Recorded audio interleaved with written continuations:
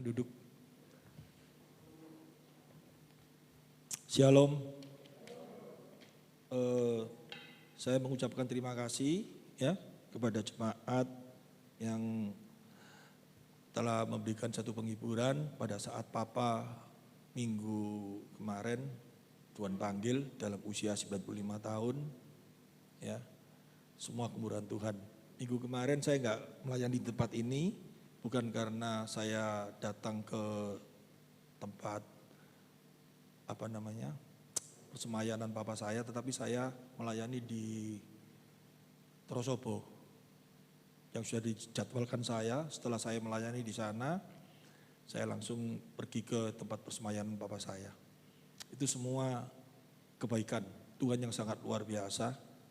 Ya, kalau mengingat pada waktu Papa dipanggil Tuhan, itu saya masih diberi kesempatan untuk bisa datang, bertemu. Meskipun Papa saya nggak bisa ngomong, tapi mengucapkan sesuatu melalui mata yang dibuka, itu sampai sekarang saya nggak bisa lupa. Ya, saya datang, tangannya diangkat, saya pegang, matanya melihat saya, terus dia berangkat. Sampai sekarang itu terbayang terus dan itu tidak akan pernah lupa seumur hidup saya. Satu kenangan yang sangat luar biasa. Itu semua karena kebaikan Tuhan, sehingga saya masih diberi kesempatan untuk bisa merasakan kasih sayangnya. Ya, hari ini saya bisa melihat melalui mata Papa saya yang terakhir kali itu. Meskipun dia tidak berbicara, tapi saya bisa merasakan bahwa ucapan-ucapan yang banyak yang dia ingin sampaikan itu dengan satu kali pandang saya bisa rasakan semuanya. Itu karena saya kenal Papa saya dengan baik. Ya. Hari ini kita semua akan belajar. Apakah kita benar-benar kenal Allah dengan baik? Apakah kita benar-benar tahu siapakah Tuhan yang kita sembah itu? Dan pada waktu kita berdoa, kita menghadap pikiran kita kepada Allah yang bagaimana? Allah Bapa yang kita gambarkan seolah-olah mungkin seperti seorang tua yang berjenggot. Atau kita pada waktu berdoa kita bayangkan kita berhadapan dengan Yesus yang seperti di sebuah lukisan, atau kita berdoa pada waktu kita berdoa kepada Allah Roh Kudus, gambaran kita Roh Kudus itu kita gambarkan di dalam otak kita yang bagaimana. Dan saya ingin sekali menyelidiki setiap hati kita dan hati saya juga. Apakah kita benar-benar kenal Yesus? Karena pada waktu kemarin Papa saya dipanggil Tuhan, ada beberapa orang yang masih protes sama saya bahwa kenapa papanya dikremasi katanya. Kalau dikremasi nanti dia tidak berani ngomong, tapi saya tahu maksudnya. Mungkin dia ngomong nanti dibangkitkan bagaimana caranya. Saya di dalam situasi apapun juga kalau berbicara tentang kebenaran firman Tuhan, meskipun dalam situasi berduka, saya tetap semangat. Saya panggil, saya masukkan ke ruangan, kebetulan di tempat Papa saya persemayanan itu di belakang disediakan sebuah tempat, satu ruangan seperti ruang tidur gitu, seperti hotel gitu, ada ruang tamunya juga. Ya, saya di sana memberikan masukan kepada dia bahwa yang pertama, kematian seseorang itu saat dia meninggal, keadaan seseorang itu mati ataupun pada saat dia telah mati itu tidak menentukan dia masuk surga atau neraka. Tetapi seseorang itu yang ditentukan masuk surga atau neraka itu saat dia percaya Yesus adalah Tuhan dengan benar. Itu yang terutama. Kalau cuman karena jasadnya itu dikremasi atau dibakar, itu menentukan dia masuk surga atau neraka, saya ngomong seperti itu. Pasti firman Tuhan menyatakan hal demikian. Terus dia ngomong, loh karena ada ayat yang berkata, dari tanah kembali ke tanah. Ya. Saya ngomong, mau dia apapun juga akhirnya semua kembali ke tanah. Terus jasadnya itu kalau dibakar kan tidak tahu, tidak ketemu apa. Saya tanya juga satu hal. Saya akan menjelaskan dalam dua hal. Secara logika, yang satunya secara kebenaran firman Tuhan. Logika saya ngomong. Para rasul itu yang meninggal itu sudah 2000 tahun yang lalu. Kuburannya tidak ketemu. Ada beberapa yang tidak tahu. Paulus itu dipenggal, kepalanya ditaruh di mana, dia tubuhnya ditaruh mana, terus mungkin sudah kuburannya dibongkar, jadi fosil mungkin sudah 2000 tahun, ya dipecah-pecah kemana, mungkin sudah tidak karu-karuan. Apalagi Thomas, kita tahu, ya dia ditarik dengan 5 ekor kuda, kepalanya, tangannya ditarik, dipisah-pisah semua, ditaruh sana, tidak tahu semua ujung-ujungnya di mana. Terus Thomas di sorga bagaimana? Tidak ada kepala, kepalanya hilang gitu. Ya saya ngomong seperti itu karena kebangkitan di dalam 1 Korintus pasal 15 itu jelas sekali. Itu sesuatu yang mujizat. Sesuatu yang tidak bisa terpikirkan oleh kita. Tapi kita harus percaya pada saatnya nanti setiap orang percaya akan menerima tubuh kemuliaan. Hanya itu saja. Gak ada syaratnya dibakar ataupun dikubur. Karena kalau sampai dikubur, kalau gak dikubur itu tidak bisa masuk surga orang percaya. Kasihan orang Jepang. Orang Kristen di Jepang itu semuanya kebanyakan dibakar karena kuburan di sana itu mahal. Ya. Ini harus diketahui. Terus saya jelaskan tentang firman Tuhan, tapi karena saya hari ini tidak tentang khotbah firman Tuhan, kebangkitan tubuh manusia itu bagaimana. Setelah saya jelaskan dia bisa menerima dan ada sukacita. Ini harus kita tahu karena kalau enggak kita bingung. Karena pada waktu zaman perang salib itu banyak orang percaya yang dibakar hidup-hidup. Ya. Karena dianggap orang percaya pada waktu itu dianggap penyihir, sehingga setiap penyihir itu harus dibakar hidup-hidup. Padahal itu karena Injil. Ya, orang yang tidak mau berkata bahwa Kaisar Nero itu adalah Allah, itu pun juga banyak yang dibakar hidup-hidup. Apakah mereka gak ke surga? Pasti. Karena di dalam kitab Wahyu jelas sekali, kita Wahyu pasal berapa, orang-orang yang dipenggal kepalanya, orang-orang yang dibakar, saat itu ada bersama dengan Kristus di surga. Amin. Ya, ini yang menjadi pegangan saya pun pesan sama anak-anak saya, nanti kalau saya nggak ada, nggak usah repot-repot, kuburan itu mahal, ya dibakar aja selesai. Yang penting percaya Kristus. Ya, hari ini saya mau menyampaikan firman Tuhan. Apakah kita benar-benar kenal siapa itu Yesus dalam hidup kita? Semua kenal Yesus? Kita percaya bahwa Yesus itu adalah Tuhan. Amin. Nah, sekarang saya coba mau menguji ya setiap pikiran kita. Biasanya kalau orang yang hidupnya saleh, hidupnya baik di dalam kerohanian, pasti pembicaraannya itu sesuai dengan apa yang menjadi hidupnya. Benar ya?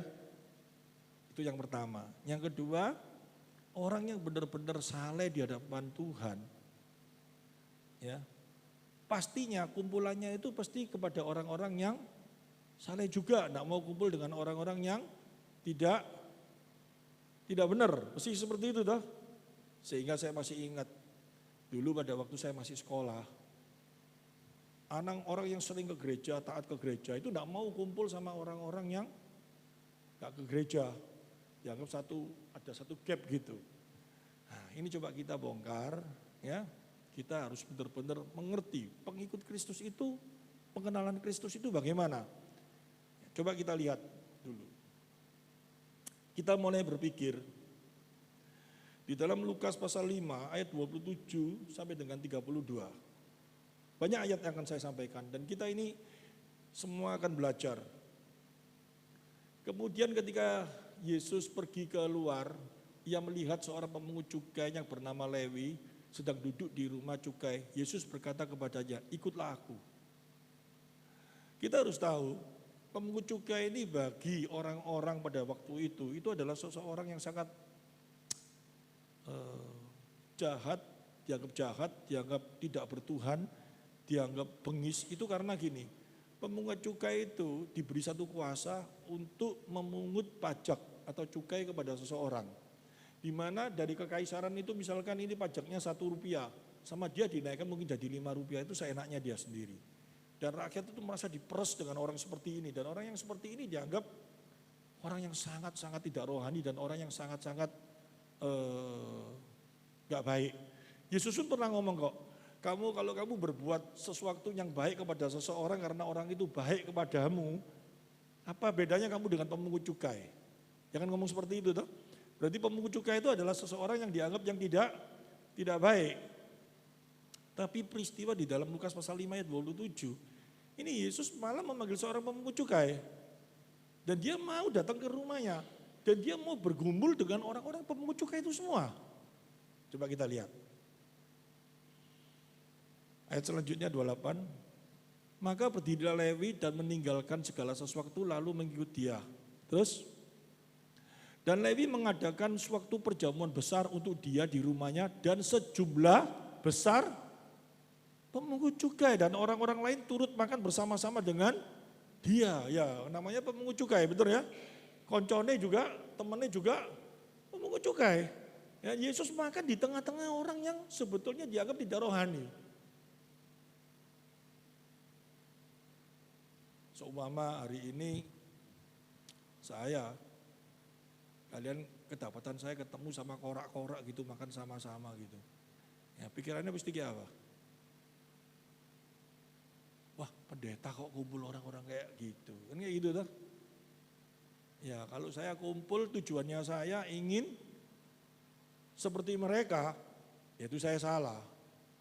Tapi kalau tujuannya yang seperti Yesus katakan ya apa? Dan Nabi mengadakan suatu, terus coba.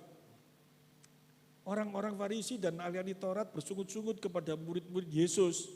Katanya, mengapa kamu makan dan minum bersama dengan pemungut cukai dan orang berdosa?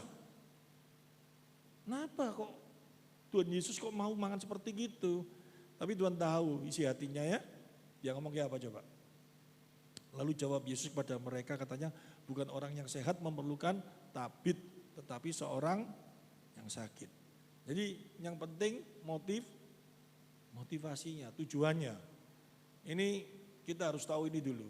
Dan kalau seperti ini kan gampang ya, ngerti ya? Kita tahu, wah enggak, itu ya tetap Tuhan dan dia baik. Dia tujuannya datang ke pemungut cukai itu karena satu, dia tahu orang ini perlu diberitahu kebenaran. Supaya orang-orang ini menjadi baik. Seperti itu ya. Nah, terus kita mulai lihat lagi. Di dalam Matius pasal 15 ayat 21. Lalu Yesus pergi dari situ dan menyingkir ke daerah Tirus dan Sidon.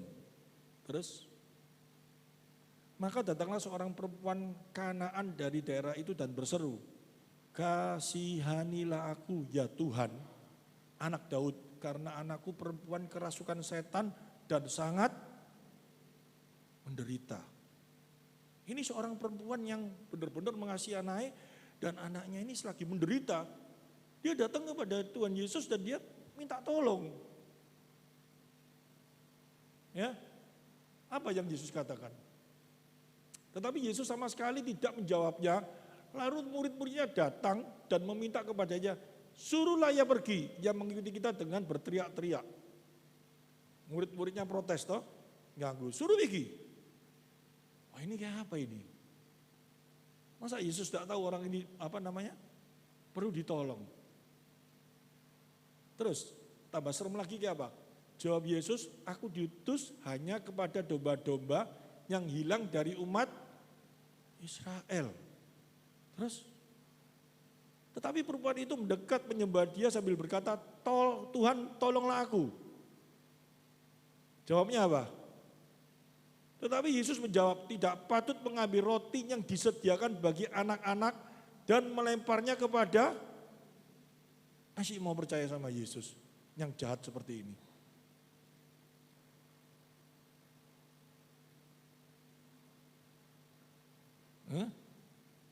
Kira-kira kayak apa ini?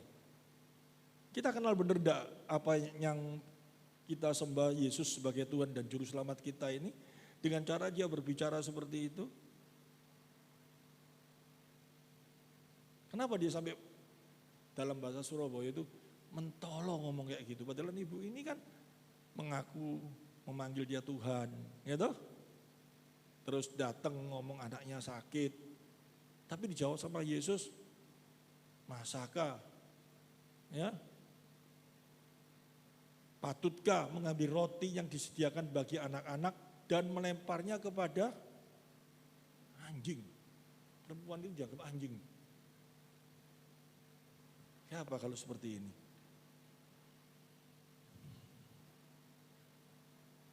Terus jawabnya kayak apa? Kata perempuan itu, benar Tuhan, namun anjing itu makan rempah-rempah yang jatuh dari meja tuannya. Terus kayak apa? Maka jawab Yesus dan berkata kepadanya, hai ibu, besar imanmu, maka jadilah kepadamu seperti yang kau kehendaki, dan seketika itu juga anaknya sembuh. Pertanyaan saya, iman yang bagaimana sih? Perempuan ini, kalau dibandingkan ya dengan orang Farisi yang, coba kita bayangkan ya, orang Farisi itu kehidupannya, kita semua tahu toh. Kenapa sih dia dipanggil seorang Farisi? Dan kenapa sih ada ahli Taurat? Kita harus mengerti itu dulu dengan baik. Ahli Taurat itu apa? Namanya ahli Taurat. Taurat itu ya hukum yang Tuhan berikan kepada bangsa Israel. Jadi hukum di dunia ini yang benar-benar yang menulis Tuhan sendiri, asli tulisannya Tuhan sendiri, dan diberikan kepada bangsa Israel pada waktu itu 10 hukum. Aslinya itu 10 hukum. Itu benar-benar tangan Tuhan yang mengukir di sebuah batu, 2 batu loh. Diberikan kepada bangsa Israel. Inilah aku Allahmu, jangan menyembah Allah lain, ini sampai kepada 10 hukum. Bangsa Israel disuruh nurutin 10 hukum itu. Tetapi bangsa Israel tidak menurutinya. Ya, bangsa Israel tidak menurutnya, akhirnya terjadilah yang namanya kutuk. Ya, sebuah masalah bagi bangsa Israel. Nah, ini harus kita pahami dulu. Kalau kita tidak pahami ini, kita tidak akan kenal Allah. Sehingga Allah yang kita sembah ini, kalau sampai kita tetap berpegangan kepada hukum-hukum Taurat itu, kita akan kebawa kepada sebuah pengertian yang salah. Tadi kita nyanyi toh, anugerahmu, anugerahmu, terus anugerahmu. Kenapa sih? Kok kita sering ngomong, kita ini melayani karena anugerahnya. Kita bisa seperti ini karena anugerahnya. Maknanya sebetulnya apa? Kalau kita tidak mengerti dulu di dalam perjanjian lama, ya hukum-hukum Allah, terus perjanjian baru, hukum kasih karunia, maka kita akan kacau dalam kehidupan kita. Dalam kita cara beribadah pun kita menjadi kacau. Nanti akan saya bongkar pelan-pelan. Kita selesaikan dulu tentang ahli Taurat, orang Farisi. Ahli Taurat ini, ya, dia menyelidiki 10 hukum itu, dan suatu saat bangsa Israel itu kena masalah. Nabinya berkata, ya, kamu karena kamu melanggar hukum-hukum Allah, sehingga hidupmu menjadi seperti ini. Itu Allah berkata melalui seorang nabi. Kenapa kok melalui seorang nabi? Ya, pada waktu itu Allah belum datang ke dunia, Yesus belum turun ke dunia. Jadi dia berbicara melalui mulut seorang nabi. Ya, nabi itu menyampaikan kepada umat bangsa Israel, kamu kejadian sampai seperti ini? Karena apa? Ya kamu melanggar. Ya, contohnya coba kita lihat. Nanti kita kembalikan lagi ke sana ya. Kita lihat, ini ayat-ayat ini sering dipelintir dan menjadi satu hal yang salah. Sampai makna tujuan ibadahnya keliru semua. Kita lihat di dalam Maleakhi pasal yang ketiga ayat 9 sampai 11 dulu kita baca. Kamu telah kena kutuk tetapi kamu masih menipu aku, ya kamu seluruh bangsa. Kenapa mereka kena kutuk? Kalau kita lihat ayat sebelumnya, itu bangsa Israel tidak melakukan kewajiban-kewajiban yang telah Allah perintahkan. Mereka memberi perpuluhan, tidak memberi dengan benar, tidak sesuai. Mereka melakukan korban, ya, korban bakaran harusnya pakai lembu yang bagus, yang apa. Tapi mereka pakai lembu cacat, apa semuanya. Tuhan marah. Ya, coba kita lihat.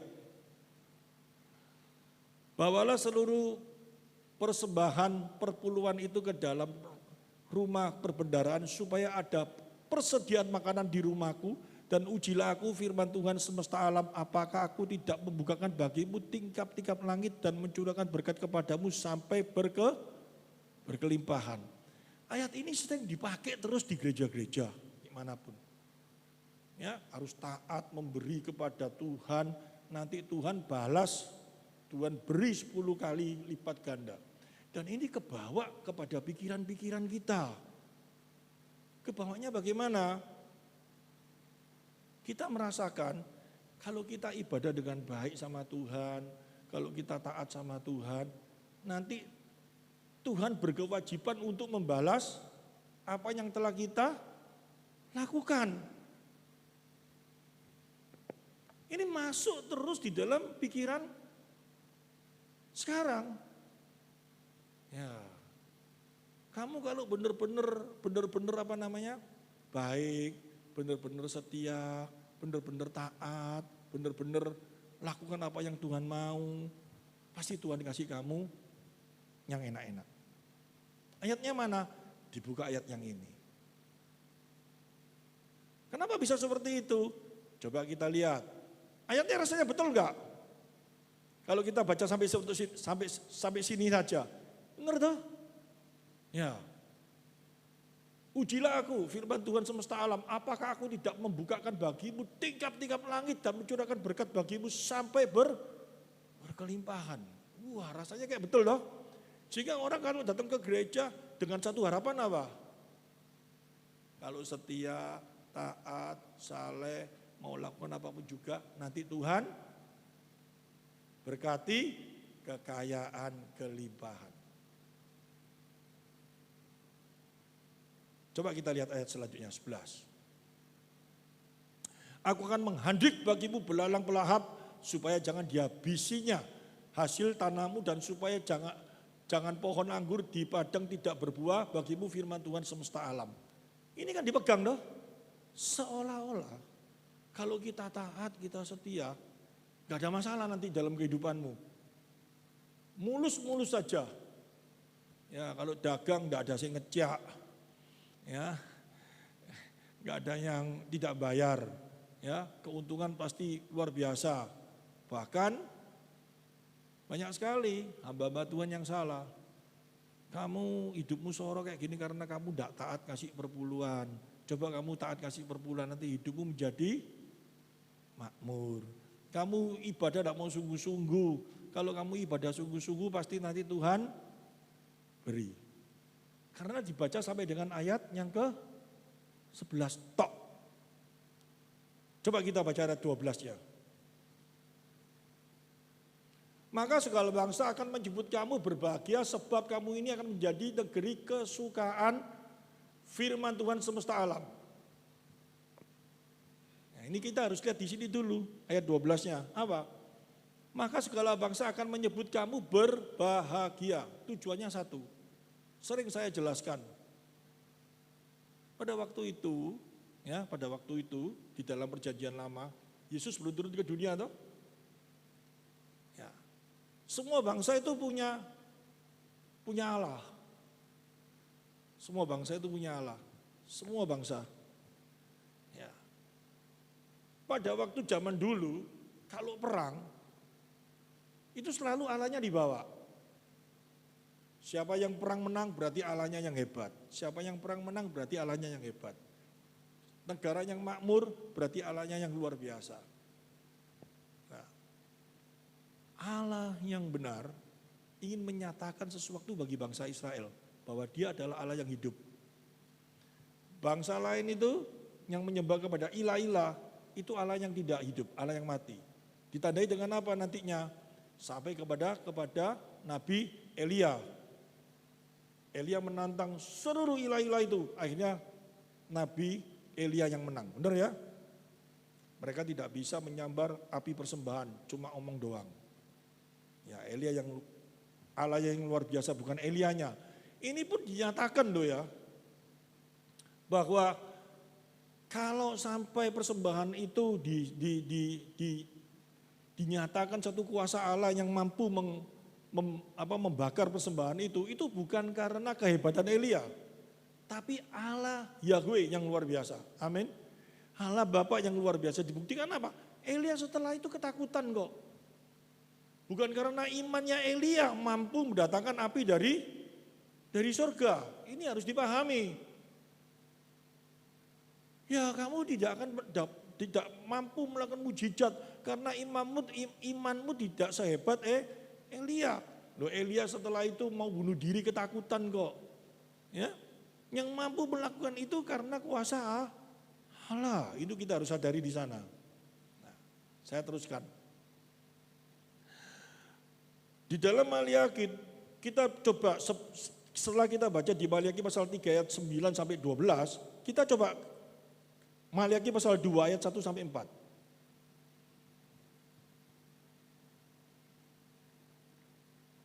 Maka sekarang kepada kamulah tertuju perintah ini, hai para imam. Apa? Jika kamu tidak mendengarkan dan jika kamu tidak memberi perhatian untuk menghormati namaku, firman Tuhan semesta alam, maka aku akan mengirimkan kutuk ke antaramu dan akan membuat berkat-berkatmu menjadi kutuk. Aku telah membuatnya menjadi kutuk sebab kamu ini tidak memperhatikan. Terus. Sampai 4. Sesungguhnya aku akan mematahkan lenganmu dan aku akan melemparkan kotoran ke mukamu, yakni kotoran korban dari hari-hari rayamu. Orang akan menyeret kamu ke kotoran itu. Yang keempat. Maka kamu akan bahwa kukirimkan perintah ini kepadamu supaya perjanjianku dengan Lewi tetap dipegang, firman Tuhan semesta alam. Tujuannya satu, supaya bangsa Israel sadar bahwa mereka itu adalah umat pilihan Allah. Umat pilihan Allah itu apa? Bukan cuma pada waktu itu ya menerima berkat-berkat Allah, tetapi harus menunjukkan kepada bangsa lain bahwa dia adalah umat yang taat kepada Allahnya.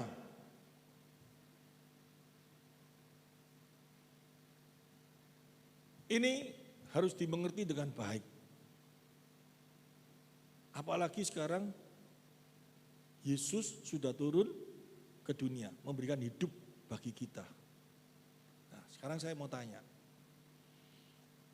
Di dalam perjanjian lama, ya, Kristus belum turun ke dunia. Semua apa yang Allah Bapa lakukan di dalam kehidupan bangsa Israel, itu semuanya menuju kepada diri Kristus enggak? Kalau kita memikirkan tertuju kepada diri Kristus loh ya. Buktinya apa?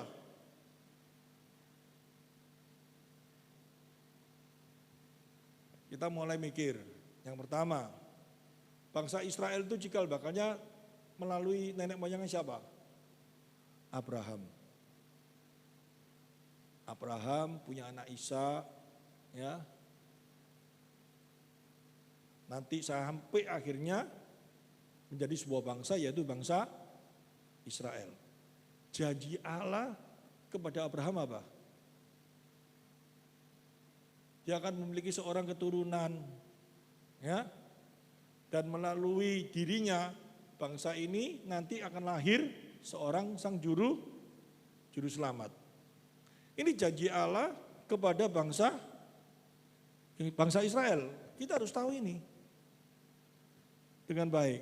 Sehingga Allah melakukan apa yang sudah menjadi perjanjian kepada Abraham. Dan janji Allah itu tidak pernah gagal. Janji Allah itu tidak pernah diingkari. Dengan segala cara Allah lakukan itu semuanya. Sampai nantinya Yesus sudah datang di dunia enggak? Datang di dunia enggak? Memberikan hidup bagi kita. Ya. Tapi yang aneh,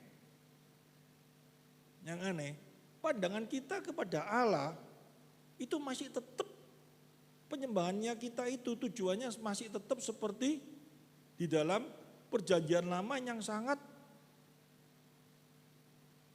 apa? Kalau di dalam kitab Ibrani dikatakan masih seperti anak-anak, masih seperti bayi. Kenapa seperti itu? Karena di dalam perjanjian lama, coba kita bayangkan, orang-orang dalam perjanjian lama yang tidak kenal Allah, Allah ingin memberitahu bahwa dia adalah Allah yang hidup. Gak mungkin dia cuman, kalau Allah ya, dalam perjanjian lama maupun baru, tetap Allah itu berjalan di dalam iman. Ya, tetap dia berjalan dalam iman. Kalau enggak, dia mau supaya bangsa Israel langsung percaya dia semua. Bisa enggak? Bisa. Tapi dia ingin menunjukkan melalui imannya. Bangsa Israel kalau melihat mujizat, sangat banyak mujizat yang luar biasa yang Allah lakukan bagi bangsa Israel. Lautan dibuka, apa semua. Tapi namanya yang percaya itu tanpa anugerah enggak bisa dileketkan dalam bangsa Israel. Manusia ini sudah terkena dosa, manusia ini dosanya ini sudah benar-benar melekat dalam dirinya.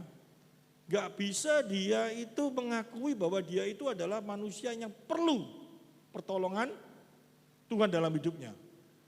Orang sering ngomong anugerah, aku cinta Tuhan, hanya semuanya hanya karena anugerah. Tapi coba kalau yang terjadi, yang dialami seperti perempuan itu. Pada waktu dikatakan roti ini tidak pantas diberikan kepada, masa diberikan kepada anjing? Tapi yang membuat perempuan ini memiliki iman ini karena apa? Karena dia mengakui, dia gak pantas menerima kebaikan Tuhan itu.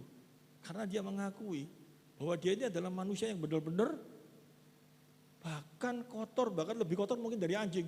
Kalau yang berbicara itu Tuhan, itu tidak masalah. Dan dia dengan iman dia percaya, kalau Tuhan mengatakan masakah pantas hal ini diberikan kepada anjing. Dia tidak merasa marah karena dia mengakui apa? Bahwa dia memang perlu. Sehingga dia ngomong apa?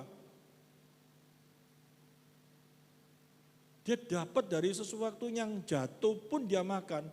Bagi dia itu tidak masalah. Karena dia tidak merasa terhina.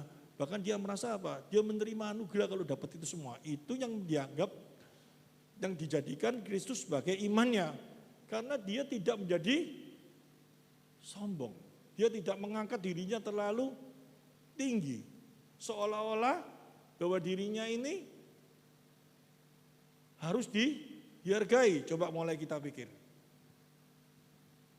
Dalam kehidupan kita, perumpamaan-perumpamaan Yesus berikan ini, tanpa kita mengakui dia adalah Tuhan, kita sering protes. Kok sampai hati dia ngomong seperti itu? Padahal tujuannya, kalau kita mengakui dia adalah Tuhan, jangan seperti siapa namanya? Petrus. Ditanya, engkau siapa? Aku siapa? Dia ngomong, engkau adalah Tuhan. Anak Tuhan yang hidup. Tapi setelah Kristus mau memberikan hidup di kayu salib, dia ngomong apa? Jangan sekali-kali terjadi. Kalau sampai ada orang yang melakukan itu, aku yang maju. Aku yang akan menjadi pembelamu. Yesus ngomong, kamu itu iblis. Kenapa seperti itu?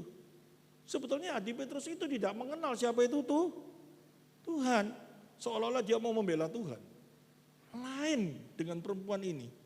Dia mau mengakui bahwa dia adalah manusia yang benar-benar tidak pantas menerima kebaikan Tuhan. Tapi dia mau menerima ini semua, itu menunjukkan bahwa dia menerima kasih karunia. Itu yang dinyatakan sebagai iman bagi perempuan itu.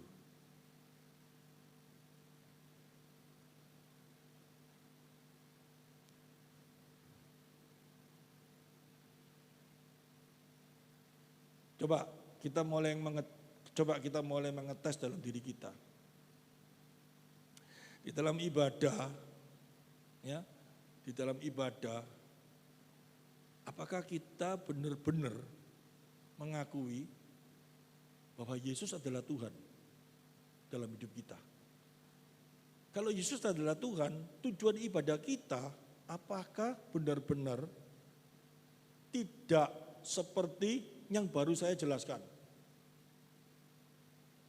Kalau ibadahmu datang di Tuhan, datang di gereja, tujuannya hanya ya, bagaimana bahwa Allah ini adalah sumber kekayaan, Allah ini adalah sumber kesehatanku, sehingga kalau aku nggak datang kepada Dia, aku tidak akan memiliki kesehatan dan kekayaan. Atau ya, kita datang beribadah dengan satu pemikiran yang bagaimana? Coba kita selidiki dalam pikiran kita masing-masing.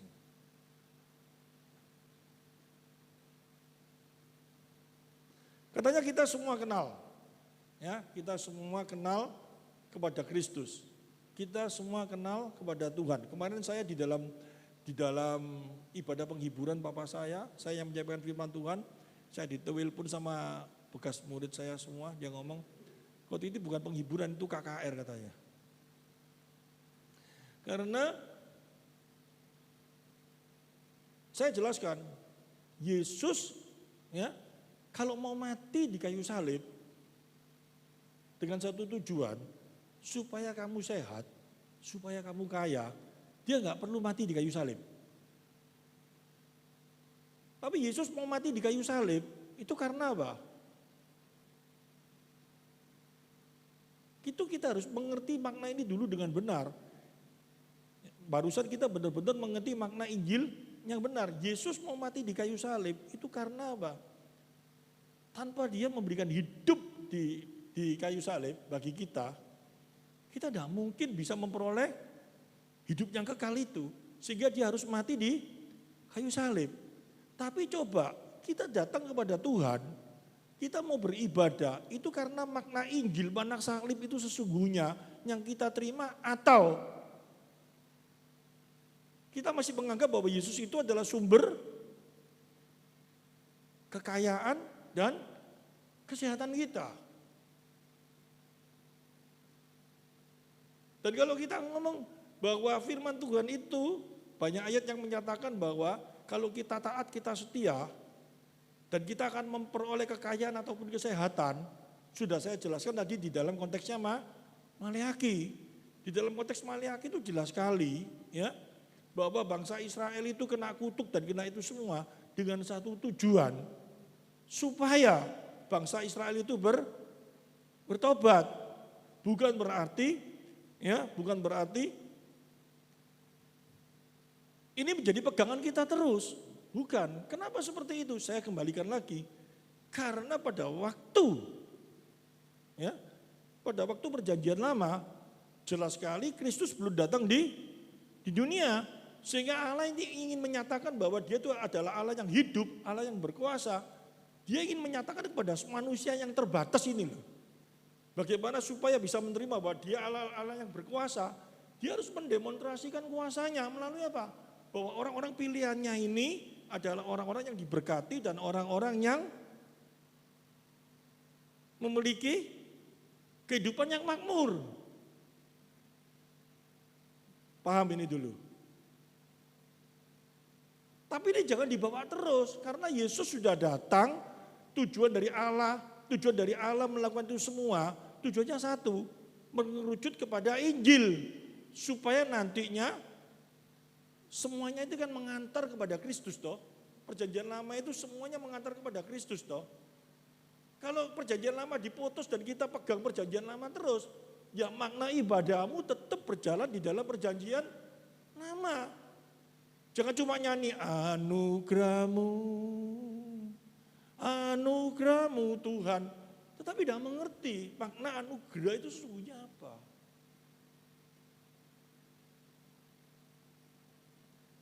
Nah, sekarang coba kita lihat. Konsep tentang Allah yang seperti diakui, yang telah konsep tentang Allah kekayaanku dan kesehatanku yang telah diakui diambil dari firman Tuhan itu, ya, yang tadi ujilah aku gini semua seolah-olah konsep ini betul enggak? Jika itu diakui sebagai firman Tuhan yang bisa benar-benar dipegang bagi orang percaya, kalau kita taat, kalau kita setia, kalau kita mau ini, nanti hidup kita bisa makmur, hidup kita bisa ini semua. Kalau penginjilan seperti itu terus kita masuk di daerah Angola. Kalau kita masuk di daerah yang minus, ngerti maksudnya? Negara-negara yang minus. Terus kita pada waktu KKR kita ngomong, percaya sama Tuhan kamu, setia sama Tuhan. Pasti kamu nanti diberkati, kamu dapat duit banyak, kamu akan sehat, kamu gini. Saya yakin gak ada orang percaya sama kamu. Mereka mungkin bisa percaya, ya, mereka percaya. Tapi sebentar toh setelah itu kecewa semua. Karena Tuhan sudah tidak bekerja melalui seperti itu. Mau daerah minus kita injili seperti itu. Jadi firman-Nya tidak berlaku. Karena apa? Maknanya salah.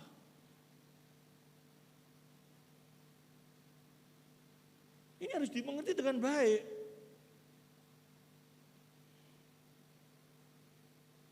Karena banyak sekali ayat-ayat yang menunjukkan, ya, mengikut Kristus, taat kepada Kristus bukan yang seperti itu. Nah, coba kita lihat di dalam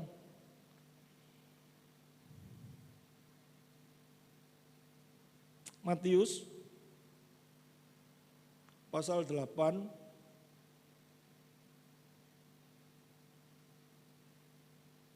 ayat 20.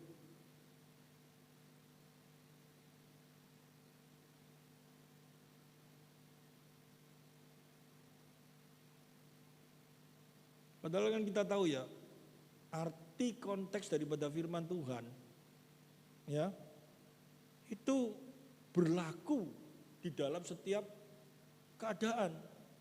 Dan setiap manusia itu berlaku semuanya. Berlaku. Coba kita lihat. Yesus berkata kepadanya, serigala mempunyai liang dan burung mempunyai sarang, tetapi anak manusia tidak mempunyai tempat untuk meletakkan kepalanya. Kristus pun tidak berkelimpahan dengan harta. Sampai dia ngomong, untuk dia tidur aja tidak ada tempat kok. Bahkan Rasul Paulus ngomong di dalam Filipi pasal 4 ayat 11.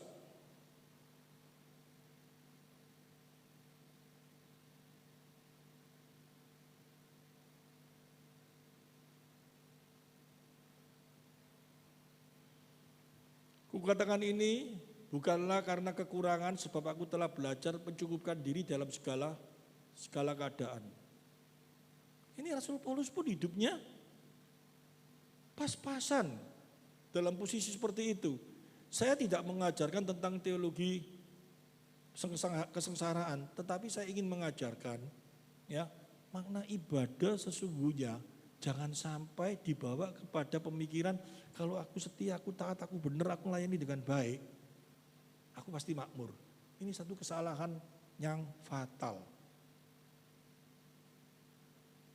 Ya, ini harus dimengerti dengan baik dan dengan benar. Karena di dalam Yohanes pasal 17 ayat 15, coba mulai kita lihat satu-satu.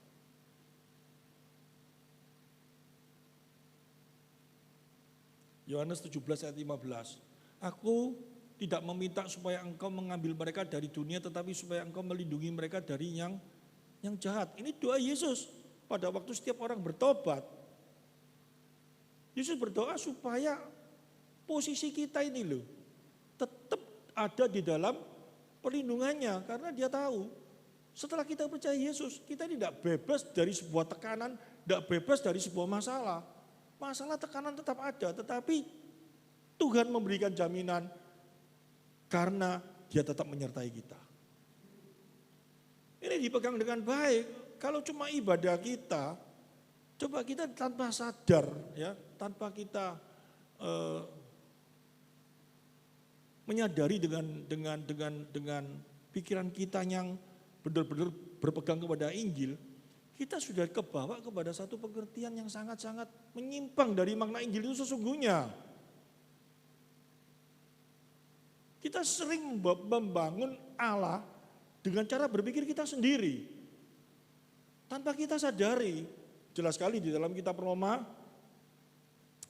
ya, Roma pasal 1, dimulai ayat 18, coba kita lihat.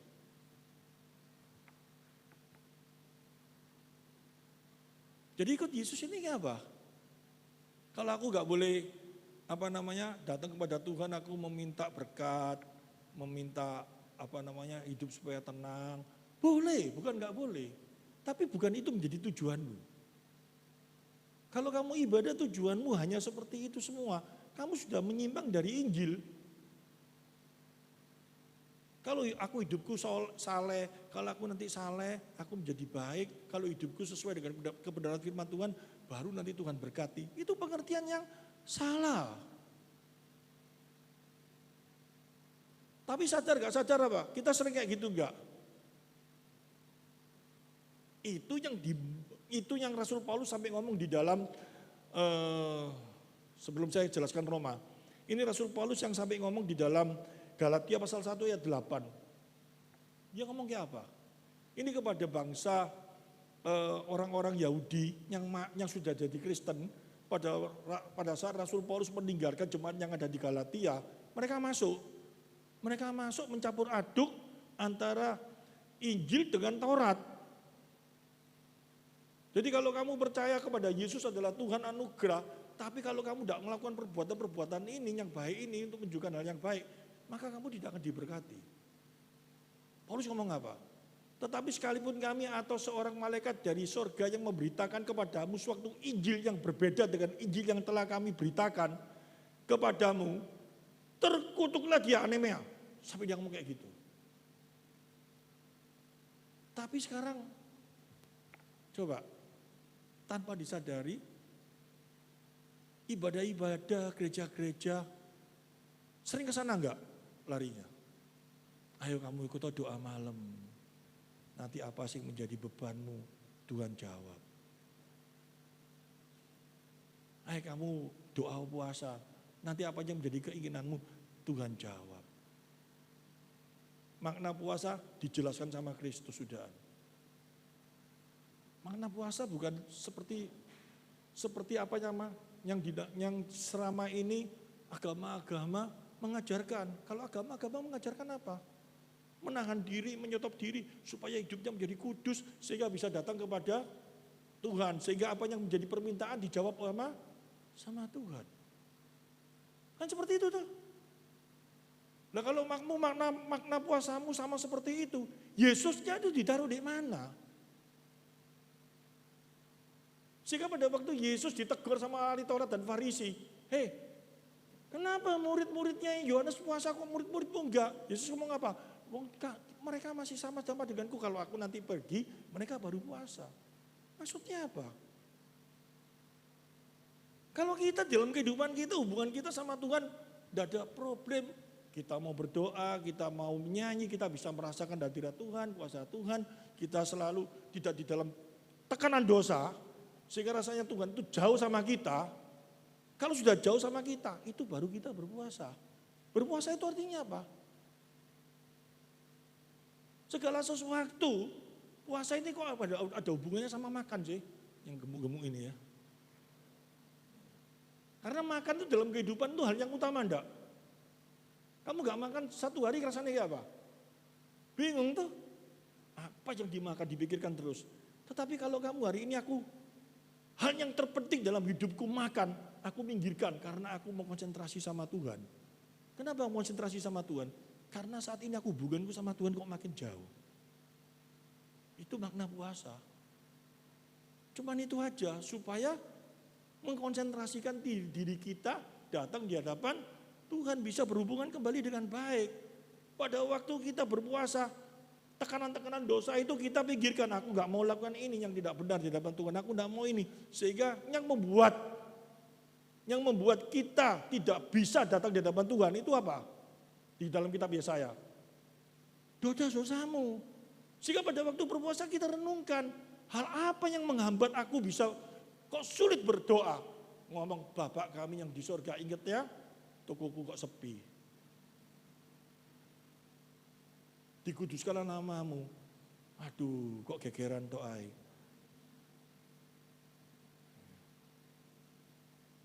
Ini mulai sulit sekali, gak bisa berdoa dengan baik. Gak bisa tenang. Nah ini puasa, mulai hal itu disingkirkan. Hal yang makan ini aja tak pikirkan, apalagi ini, tak mikirkan semua. Dan kita datang fokus kepada Tuhan. Tujuannya puasa seperti itu. Tapi selama ini yang diajarkan apa puasa itu? Supaya keinginanmu bisa diberi sama Tuhan dengan berpuasa, kamu menjauhkan hal-hal dosa sehingga hidupmu menjadi saleh, menjadi baik dan Tuhan mau memberi. Dibelokkan seperti itu tuh. Padahal yang benar bagaimana? Yang bisa membuat kita saleh, yang bisa membuat kita kudus, yang bisa membuat kita datang di hadapan Tuhan, itu karena siapa? Anugerah Tuhan, Yesus. Ini yang harus kita pegang dalam kehidupan kita beribadah. Sehingga makna ibadah itu semua karena anugerahnya. Pada waktu tadi nyanyi anugerah-anugerahnya itu saya sampai, waduh, firmannya kok dikasih sambutan dengan hal yang seperti ini, luar biasa sekali ini. Nanti kita tutup, kita nyanyikan itu dan mulai mengerti makna anugerah itu sesungguhnya itu apa dalam hidupku. Kalau enggak coba, mulai kita koreksi. Aku mau melayani Tuhan. Aku mau taat sama Tuhan. Karena apa? Karena banyak sekali orang, ya nanti aku kalau enggak ke gereja, tokoku serami, nanti jadi sepi. Setan tahu enggak? Tahu. Satu kali enggak datang ke gereja, tokonya benar-benar dibuat sepi. Waduh, Tuhan marah. Besok setia. Setianya karena apa? Supaya tokonya rame setianya atau karena merasakan kasih karunia anugerah Tuhan dalam hidupnya. Gak pernah merasakan kasih karunia Tuhan dalam hidupnya. Yang dia rasakan apa? Tuhannya itu apa? Menurut pikirannya dia sendiri, dia ciptakan. Tuhannya itu adalah duit dan tokonya itu. Sama saja dia menyembah kepada duit dan tokonya itu. Jadi kalau kamu beribadah seperti itu sama saja dengan menghujat Tuhan. Itu kekejian di hadapan Tuhan.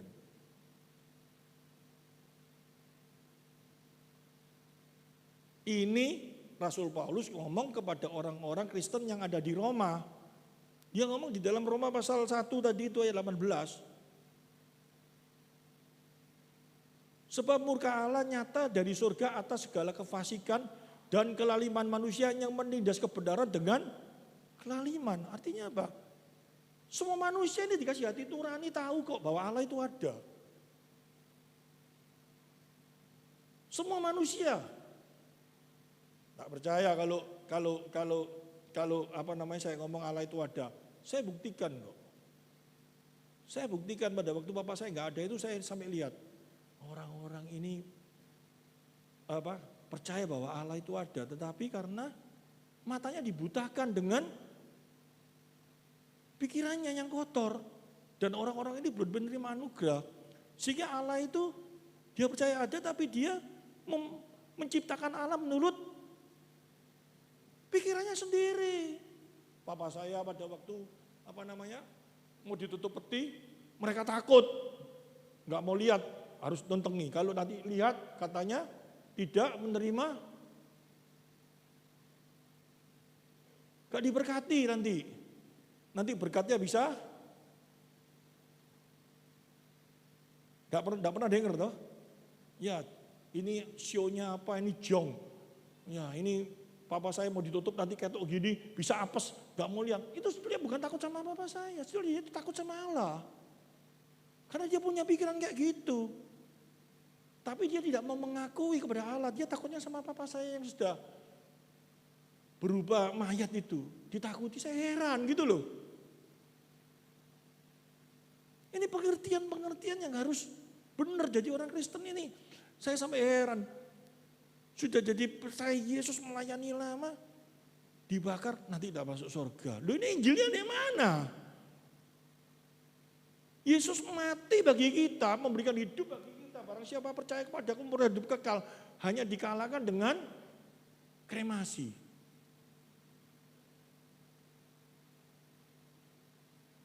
Ini bagaimana makna Injilnya? Saya ngomong kayak gitu.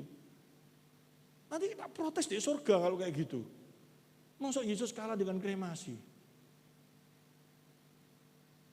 Oh iya ya, kenapa aku gak bisa mikir. Sampai dia ngomong kayak gitu akhirnya. Itu dia dapat anugerah. Tapi gak secara sadar kita dalam kehidupan kita mengiring Kristus. Yang sudah mengaku percaya. Hari ini coba dibongkar. Benar-benar kita ibadah ini karena memaknai Injil apa enggak? Karena mengerti benar-benar anugerah apa enggak? Kalau nyanyi lagu-lagunya itu memang, saya ngomong kayak gini bukan saya nyindir penyanyinya loh ya. Bukan jadi penyanyi, leadernya loh. Enggak, leadernya bagus. Tetapi maknanya, pengertiannya harus betul-betul. Karena anugerahmu itu apa sih dalam hidup kita? Aku kalau tanpa Kristus, aku hari ini tidak bisa datang bersekutu di sini. Mau datang di hadapan Allah mana bisa? Pada waktu perjanjian lama orang mau datang di hadapan Allah yang kudus. Masuk pikirannya jahat mati kok. Dan kita masuk ke tempat ini semua pikirannya kudus. Firman Tuhan disampaikan aja yang kudus banyak kok. Orang masuk di dalam ruang maha kudus tuh. Pikirannya pada waktu masuk ingat komporku belum tak patah ini. Itu aja mati orangnya. Enggak boleh loh. Pikirannya harus tetap mulia kepada Tuhan. Waduh, apalagi mikir orang itu sing datang di gerejaku, orang itu utang biar aku bayar. Mati kamu.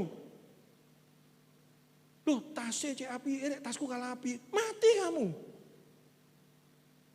Tapi kita semua bisa datang, bisa tetap dikasih kesempatan melayani, bisa tetap memuji Tuhan. Itu anugerah. Itu semua karena siapa? Yesus. Nah, itu karena anugerahnya. Saya hari ini tanpa anugerah Tuhan, jangankan nyampaikan firman Tuhan, naik di tangga itu saya sudah mati.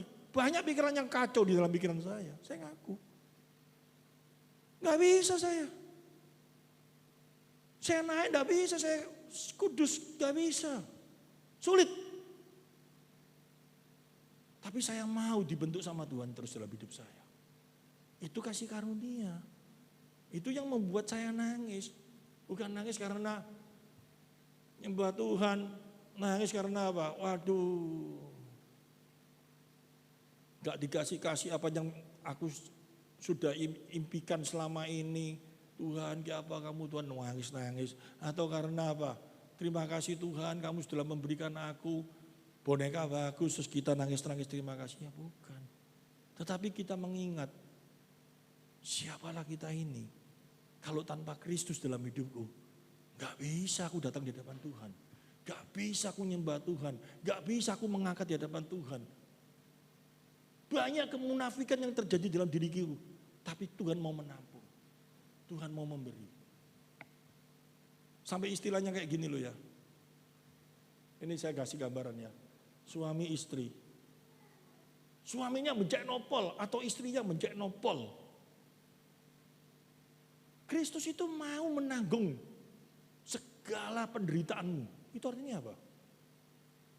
Dia mau menanggung orang-orang yang bencana itu limpahkan dalam dirinya. Dia mau menanggung semuanya di kayu salib itu. Kayak apa caranya? Suami, saya ngomong misalkan istri saya itu ya, kayak dopol. Segala sesuatu ini, waduh aku mangkel, misalkan tapi tidak mangkel loh ya. Mangkel luar biasa. Ngentekno duwe apa gini, banyak hal asik rasanya tidak baik.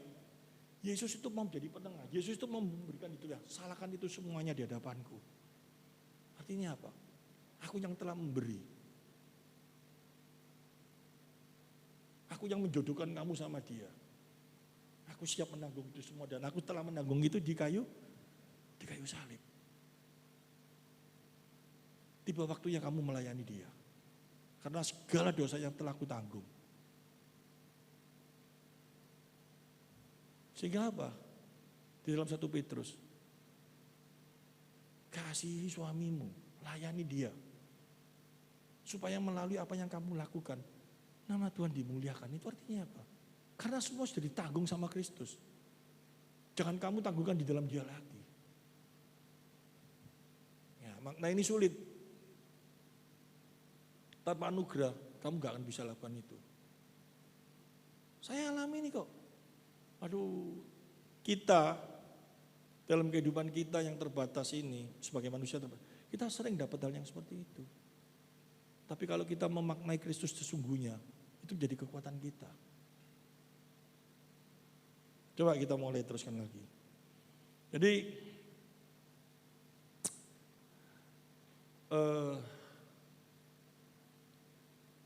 Allah sumber kesehatan dan kekayaanku itu jangan dibawa di gereja ya. Kalau itu dibawa di gereja, makna kamu ibadahmu sudah salah. Karena banyak sekali ayat yang berkata, ya, segala sesuatu akan ditambahkan kepadamu, ya, yang diutamakan adalah kebenaran dan kerajaan surga. Itu yang diutamakan. Maka segala sesuatu ditambahkan kepadamu. Ini tidak boleh dibalik. Kalau ini dibalik, aku datang, aku mau supaya aku kaya, aku sehat. Makna Injil dalam hidupmu sudah salah. Aku melayani supaya nanti Tuhan jagai dalam hidupku supaya aku nanti diberkati, itu salah. Nah, sekarang yang kedua, Allah sumber kemuliaanku dan ketenanganku. Kehidupan kita akan dibebaskan dari tekanan. Kalau kita percaya sama Tuhan, kalau kita setia sama Tuhan, dalam kehidupan kita ini kita akan tenang-tenang saja. Karena apa? Tuhan jagai. Supaya gak ada problem dan masalah dalam hidup kita. Jadi kalau kamu ibadah dengan satu tujuan seperti gitu, makna Injilmu tidak ada sama sekali. Kok bisa ya? Terus aku ibadah ini tujuannya apa?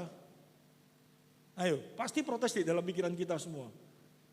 Kita ini bukan umat beragama, tetapi kita ini adalah umat Allah. Kita ini adalah pengikut Kristus. Kalau kita secara negara, kita memang agama Kristen, tetapi hati kita bukan berjalan di dalam syariat agama, tetapi hati kita berjalan di dalam kasih karunia-Nya. Amin. Ini maknanya tidak sama. Sangat jauh, sangat berbeda. Allah sumber kemuliaan itu dan ketenanganku. Ini kalau tetap hadir dalam kehidupan kita, itu salah. Karena kita harusnya sadar bahwa tujuan kita di dunia ini, jika kita beribadah kita terhindar dari masalah dan persoalan, itu salah. Tetapi setiap persoalan masalah dapat kita hadapi bersama dengan Kristus. Kenapa seperti itu? Kita lihat Filipi pasal 4 ayat 12 sampai 13. Ini yang terakhir. Ini yang membuat kita mau beribadah dengan baik. Aku tahu apa itu kekurangan dan aku tahu apa itu kelimpahan. Dalam segala hal dan dalam segala perkara tidak ada sesuatu yang merupakan rahasia bagiku. Baik dalam hal kenyang maupun dalam hal kelaparan, baik dalam hal kelimpahan maupun dalam hal kekurangan. 13. Segala perkara dapat kutanggung di dalam Dia yang memberi kekuatan kepadaku. Karena tujuan dalam hidup sebagai orang percaya itu harusnya sudah berubah. Tapi yang heran sampai dengan saat ini, dulu sebelum percaya Yesus, sebelum melayani Yesus dengan sungguh-sungguh, tujuan hidupnya tetap. Kalau dulu kerja, tujuannya apa? Supaya aku nomor 1, supaya aku kaya, supaya aku menjadi orang yang luar biasa dan dihormati orang. Percaya Yesus, tetap yang dipegang seperti itu. Bedanya apa?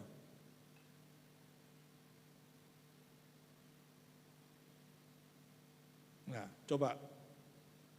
Ini sesuatu yang tidak gampang, tetapi saya akan jelaskan secepat mungkin. Rasul Paulus itu pernah ngomong kayak apa? Segala sesuatu sebelum aku percaya Kristus itu menjadi kebanggaanku. Tapi setelah dia kenal Kristus, segala sesuatu itu dianggap sampah dibandingkan setelah dia kenal Kristus. Kenapa bisa terjadi seperti ini? Apakah dia stres sehingga dia ngomong kayak gitu?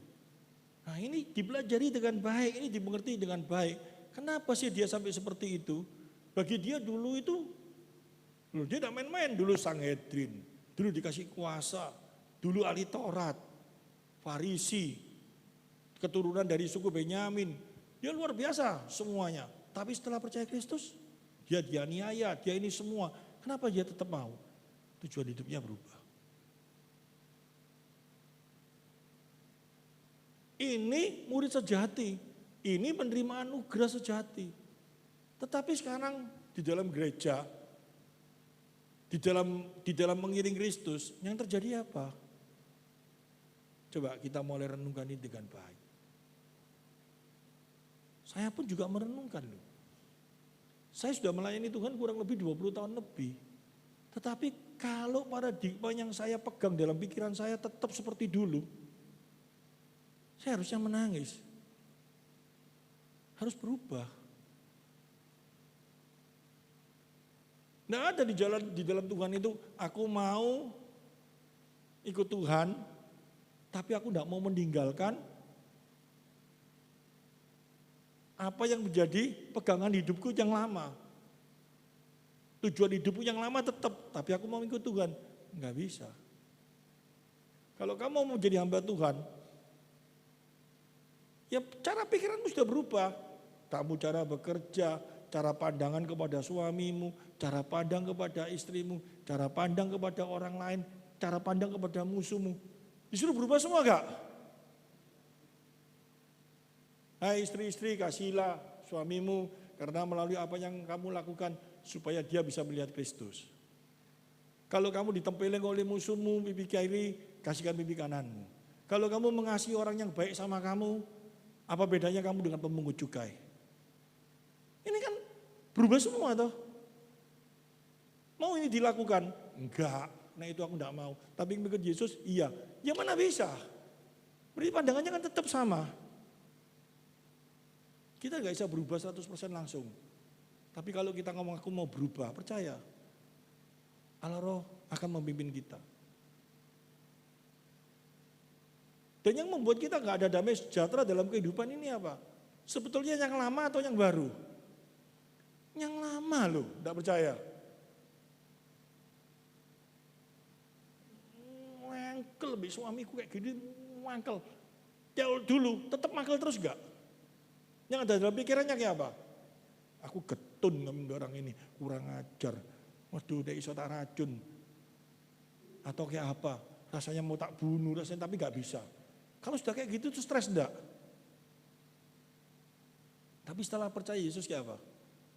Aku percaya kalau ini sudah menjadi jodohku, kalau Tuhan sudah menaruhkan ini dalam hidupku, ada maksud Tuhan yang baik. Dia seperti ini supaya melalui hidupku dia bisa kenal Tuhan. Giat melayani enggak? Setia melayani enggak? Ada penghiburan enggak? Wah saya lele gini Tuhan jodohno aku. Aku percaya. Tetap ada damai. Menghadapi kehidupan apapun saat bersama dengan Tuhan akan menjadi kekuatan dalam kehidupan kita. Sehingga Rasul Paulus itu ngomong kayak apa? Aku didera berapa kali, kurang sekali, terpujilah nama Tuhan. Karena dia tahu. Dia menerima itu semua bukan karena kekuatannya, bukan karena dia, tapi karena Kristus yang ada dalam hidupnya. Nah, ini harus kita pegang. Dan mulai ibadah, kalau kita beribadah dengan pemikiran supaya aku kaya, supaya aku sehat, supaya aku bisa tenang, supaya aku bisa gini, minggirkan pelan-pelan. Tetapi aku datang karena anugerah Tuhan yang sudah melimpah dalam hidupku. Aku mau bersyukur, aku mau berterima kasih. Sehingga kita tidak akan kecewa. Kalau enggak, pasti kecewa, enggak tahan. Dulu gereja ini penuh, hampir 80 orang lebih, 100 lebih. Tetapi kenapa kok bisa hilang semua? Ya dulu enggak diajar dengan baik. Kecewa karena cuma menerima janji palsu. Dia tunggu berapa tahun kok pancet. Ya lama-lama ya apa? Ya males. Pindah dari sana, terima janji yang lain. Pindah janji yang lain, pindah terus. Karena banyak yang janji-janji toh. Tapi kalau firman Tuhan diajarkan dan kita mengerti dengan baik dan kita memaknai anugerah itu dengan baik, itu menjadi kekuatan kita sangat luar biasa. Amin firman Tuhan.